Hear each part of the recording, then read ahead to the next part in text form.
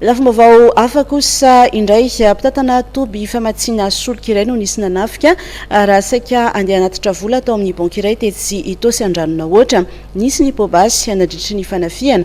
Andao arahantsika ao anatin'ity fanadihadiana ity ny momba n'izay trangam-piarahamonina izay. Olona ray naratra voadifitra teo amin'ny sandrany. Io ny vokatry ny fanafiana amin'ny tapetiana antranga teny alohan'ny banky iray etsy Itaosy Andranonahoatra io maraina io. Tokony ho tamin'ny 7 ora maraina tany hoany. Araka ny fanazavana voaray avy amin'ny zandany Maria Pirenena ary deputatana tobin-tsolika iray no niaran'izany fanafian'izany rehefa andeha hanatitra vola ao amin'ilay banky pokany basy tofirin'ny Jolay ty farany.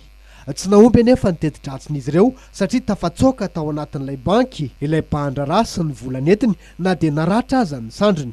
Mitantarany zava-misy ireo poniny ny toerana. Mitsanga teo mananteny resaka dia ny sandrin'le alina voatifitra satria nakan'le vola le jila dia tsy azon'le vola dia nanao seny teto dia ny tifeona anazy. Pobasy ndray mandeha efa mipoaka amin'ny basy vao nahita hoe tafatsoaka le jila tonga dia lasa miakatra nakany ambony any. Araka ny fanazavan'ny zandary Maria Pirenena dia efa narahandreo Jolay nandeha moto ny fiara nitondra ty mpahandrara ty. Nisy Jolay hafa kosa efa niandry tamin'ny moto teo amin'ilay banky. Reto farany no nitifitra ary nikasa akamora ny vola netiny.